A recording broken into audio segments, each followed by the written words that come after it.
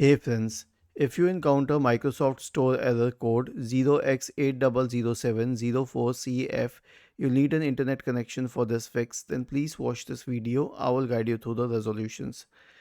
First of all, you can check the internet connection. So go to fast.com and hit enter. And then you can check the internet connection speed here. Is it good enough? If not, then change to a 5G network and it will increase the speed. I'll show you how much increase we can get with the 5G network. Reset it, it will go up to hundreds this time. Okay, so the next solution is a network reset. So how would you reset a network?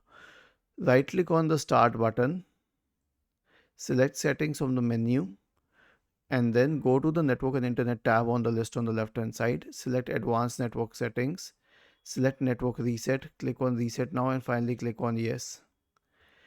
The next solution is to re-register the Microsoft Store. We have a script for you.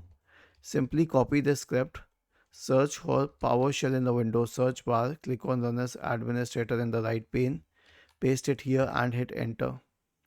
Was this helpful? If yes, then please subscribe to the channel.